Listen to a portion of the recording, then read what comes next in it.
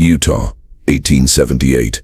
The land was harsh and endless, a stretch of desert and mountain shadow where survival belonged only to the toughest. Families that settled there lived by their own rules, far from the eyes of lawmen, doctors, or priests. And among these scattered homesteads, one name carried a weight of unease whenever it was whispered: the Fairmonts. The Fairmont family lived on the edge of a dry valley, their home a weathered farmhouse surrounded by acres of barren land. To outsiders, they seemed unremarkable, just another frontier family scraping by with crops, livestock, and faith. But those who had reason to deal with them, traders or neighbors from the next county over, always came back with stories. Stories of children who didn't look quite right. Stories of strange illnesses that never seemed to leave the house. Stories of people who went to visit and didn't always return. The family kept to themselves, rarely venturing into town except for supplies.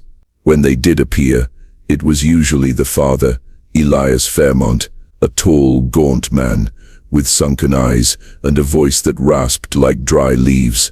He spoke little, and when he did, his words carried no warmth. Behind him sometimes trailed his sons, broad-shouldered, slow-moving boys who never looked strangers in the eye. Their faces seemed off. Something in the symmetry, something in the way their jaws jutted or their eyes darted too quickly.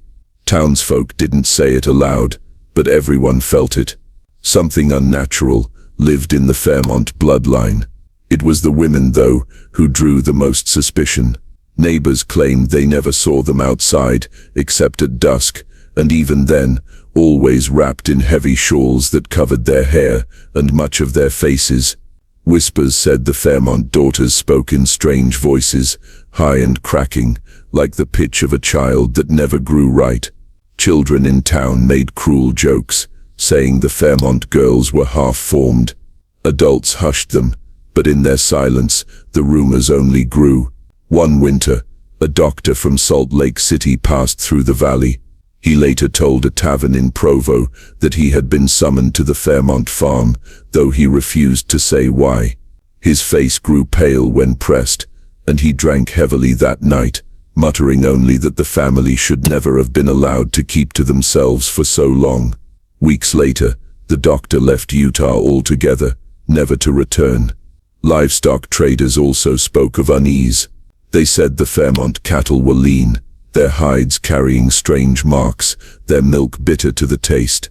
Horses wouldn't stay long on the property. Dogs ran from the house as if chased by something unseen. The farm should have failed.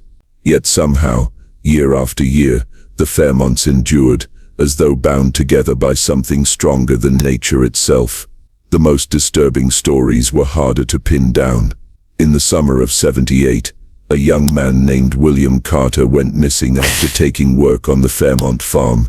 His parents searched for him, but Elias Fairmont swore the boy had stolen supplies and fled. No body was ever found. That same year, 2 sisters from a nearby homestead vanished while walking home from church. Riders who traced their path claimed they saw tracks leading toward the Fairmont land, but the sheriff dismissed it. Too little proof. Too much risk of stirring panic. Still, whispers spread faster than prairie fire. The Fairmont family was different. Too many children with twisted features. Too many illnesses that never seemed to kill. Too many neighbors who vanished without explanation. People began to murmur words like curse and unnatural. Others spoke of inbreeding, a word that carried horror even in a land where survival often forced cousins and kin together. But in the Fairmont case, it was whispered that the family's secret went deeper than bloodlines, that it was not just survival, but something deliberate. As the year turned, the Fairmonts withdrew further from the world. The curtains on their farmhouse stayed drawn, even in the heat of summer. Their fields grew wild, their fences sagged, yet still, the family thrived. And for the people of Utah's valleys, the silence from the Fairmont land became its own kind of warning. Something was festering there, something no one dared confront. And then, in the fall of 1878, something happened that made the rumors impossible to ignore. By the fall of 1878, whispers about the Fairmonts had turned into something darker. The missing Carter boy had left his family broken. The vanished sisters from the church trail were never found. And in town, people began to speak the Fairmont name only in lowered voices, as if saying it too loud might draw attention from the wrong set of ears. The sheriff, pressed by anxious townsfolk, rode out to the Fairmont farm once. He returned the same day, his jaw tight, refusing to speak of what he'd seen. Their strange folk was all he offered, but no crime I can put my hand on. When asked why his face looked pale as chalk, he ended the conversation with a cold warning: best to leave them be.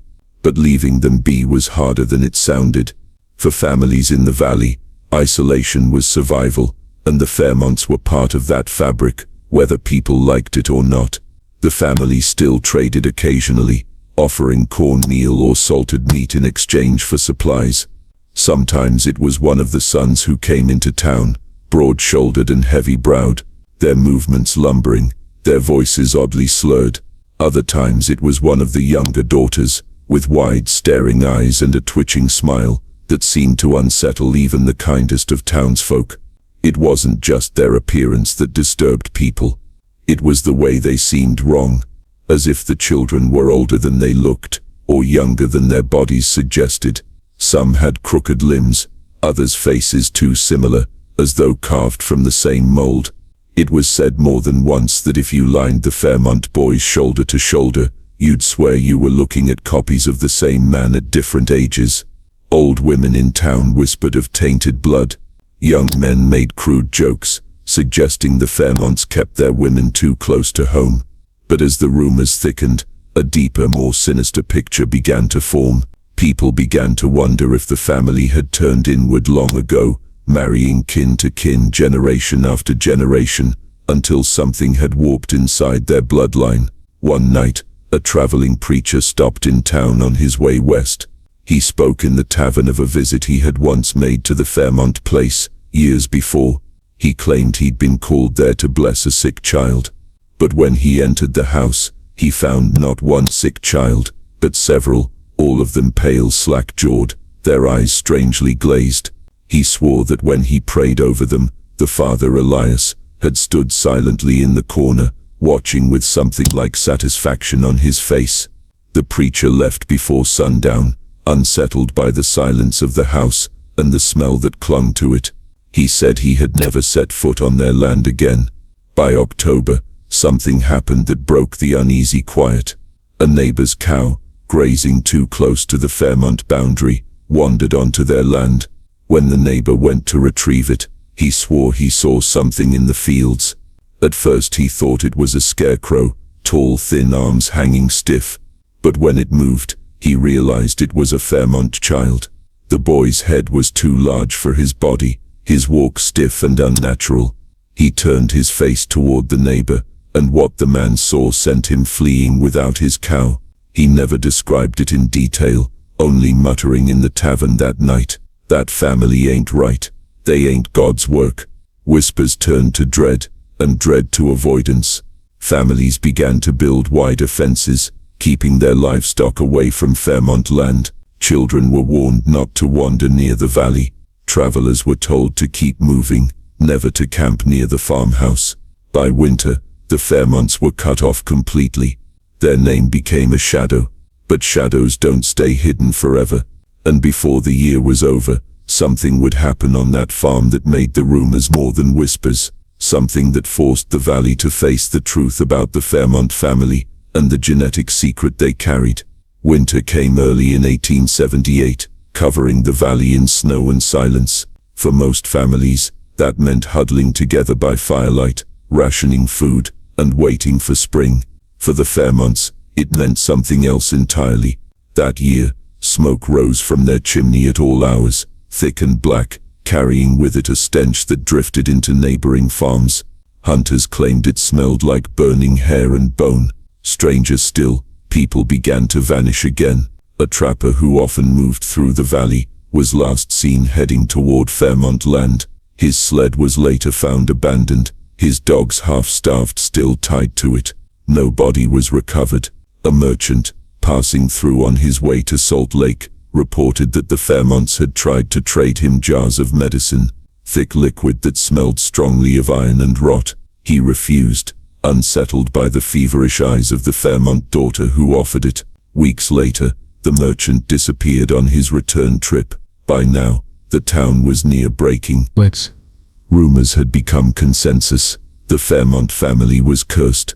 But what no one wanted to say aloud was the darker suspicion forming in everyone's mind, that the curse was not divine, but human, that the Fairmonts had twisted their own lineage, generation after generation, until something monstrous had been born. One night, in late December, proof came. A boy of 12, the youngest son of a nearby family, went missing while sledding near the valley. His father and brothers followed the tracks into the snow, and what they found chilled them deeper than the cold. The boy's footprints led straight toward Fairmont land, but alongside them, another set of prints appeared, prints not quite human. The stride was uneven, the toes misshapen, claw-like in places. Whatever had walked beside the boy, it wasn't any man the valley knew. The tracks ended at the fence around the Fairmont farm. Beyond it, the snow was trampled as though many feet, bare feet had gathered. The search party did not cross the fence. They stood there in the snow, listening, and they swore they heard something drifting from the farmhouse. Voices, high-pitched, cracked, almost childlike, all chanting in a rhythm that made no sense. The boy was never seen again. When word spread, the town was split. Some argued for burning the Fairmont farm to the ground, ending whatever unnatural legacy festered there. Others, fearful of provoking them, insisted on silence. After all, no one had ever caught the Fairmonts in the act. No bodies had been found. No law had been broken that could stand in court. To move against them was to invite something none of them wanted to face. But silence only gave the Fairmonts more power. Through the long winter, more smoke rose from their chimney. More strange cries were heard at night, carried on the wind. A ranch hand claimed he saw figures moving in the field under moonlight. Thin, crooked shapes, running on all fours before standing upright, and vanishing into the barn. He quit his job the next morning, and left the valley forever. By the time the snows melted in spring, the Fairmont farm looked different. The fields were overgrown, the house darker, the fences broken, but the family remained. When Elias Fairmont appeared in town that April, gaunt as ever, he brought 2 of his children with him, and when the townsfolk saw them, silence fell across the street. The children's faces were wrong, their skin blotched, their eyes too wide, their mouths stretched in lopsided grins that never seemed to fade. They walked in perfect unison, as though tethered by some invisible string, and when they looked at the townsfolk, it was with a blankness that chilled the blood. That day the valley knew. The Fairmont secret was no longer rumor. It was standing in front of them, flesh and blood, walking proof that something unnatural had taken root in the family, something that could no longer be ignored.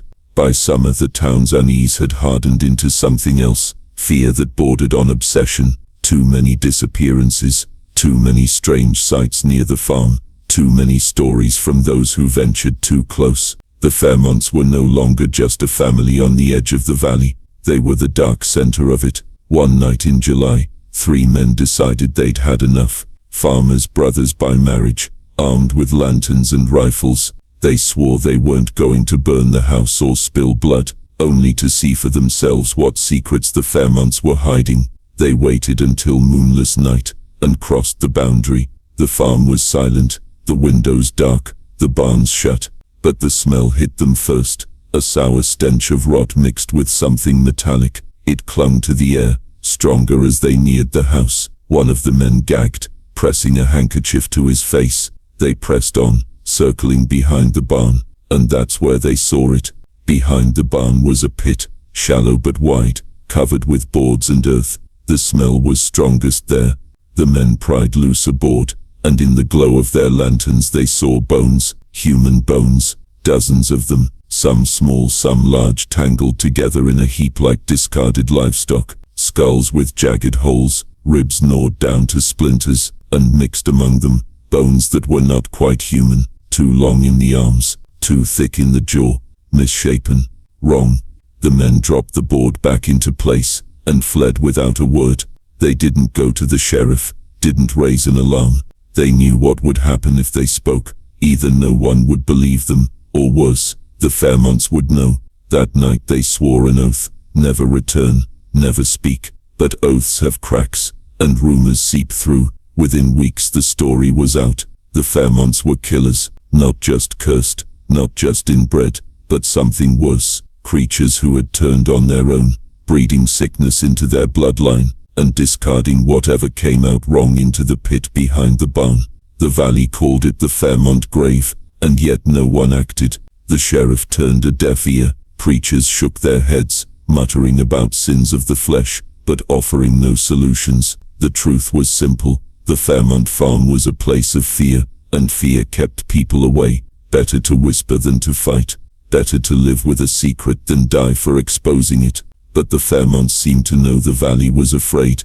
Their appearances in town grew stranger. One day Elias came with 4 of his sons, if they were sons. Their faces were stretched in unnatural symmetry, jaws too heavy, eyes too close together. They moved as one, breathing heavy, their hands twitching at their sides. They stood silent while Elias bartered for grain, their stares fixed on nothing. People said it was like seeing the same face stamped across different bodies, as if the blood had folded in on itself too many times. By autumn, the valley was in quiet panic. Parents locked doors, children were forbidden from playing near the boundaries, travelers were warned to stay clear, and yet the Fairmont house still stood, its curtains drawn, its chimney coughing black smoke into the sky. Whatever was happening inside, it was still happening, and no one dared to stop it. What no one knew was that the most disturbing discovery had yet to come, something that would confirm the whispers, silence the doubters, and turn the Fairmonts from rumor into legend. The last disappearance sealed it. In November of 1878, a peddler named Thomas Avery passed through the valley. He was a familiar figure, a man who sold knives, combs and mirrors from the back of his wagon. People saw him that morning in town, cheerful as ever, promising to return in a week's time. But he never did. His wagon was later found half sunk in a ditch not far from Fairmont land, its goods scattered. There was no sign of Avery himself. That same week, hunters reported a strange sight near the foothills, a figure moving quickly in the twilight. At first they thought it a man, but as it crested a ridge, they saw its arms were too long, its gait uneven, loping, almost animal. When they shouted, it stopped and turned. Its face caught the last light of day. They swore it was the face of Elias Fairmont, only younger, stretched across a body that was not quite human. The hunters dropped their rifles and fled, never to return to the valley again. Soon after, a terrible storm swept through. Days of snow and wind cut off the valley. When it cleared, the Fairmont farm was silent. No smoke from the chimney, no figures in the fields. When spring came, the farm stood abandoned, doors hanging open, windows broken. Inside, the air was heavy with rot, the furniture overturned, the walls marked with strange scratches, as if something had clawed them from the inside. In the cellar, townsfolk found what they had feared, bones stacked in neat piles, some small, some large, many twisted or malformed. Jars lined the shelves, filled with cloudy liquid and floating lumps of flesh. On one shelf sat a row of preserved infants, their bodies warped, their faces frozen in half-formed grimaces. The Fairmonts themselves were gone, no bodies, no sign of struggle. It was as if the earth had swallowed them whole. For years after, the farmhouse stood as a ruin. Travelers avoided it, locals forbade their children from going near. When the building finally collapsed into the weeds, the land was left untouched. Even today, no one farms there. Locals call it cursed ground. But the legend lived on. Stories of the Fairmonts spread far beyond Utah, of their whispered practices, their twisted bloodline, the pit of bones behind the barn. Some said they had practiced deliberate inbreeding to keep their bloodline pure, though what they meant by purity no one could say. Others claimed they had dabbled in old rituals, feeding sickness into their children to create something beyond human. Still others swore they were victims of their own isolation, proof of what happens when a family turns inward for too many generations. Whatever the truth, the Fairmonts became folklore, a warning whispered to children about the dangers of keeping secrets, a story told in hushed tones about the thin line between survival and monstrosity, and for those who still live in that valley, a reminder that some families should never be left alone, because the most disturbing part of the Fairmont story is not that they vanished, or that their secret was buried, it's that no one ever truly proved what they were, human, monstrous, something in between, and that uncertainty is what keeps the legend alive. The Fairmont family, America's most disturbing genetic secret, forgotten by history, preserved by fear,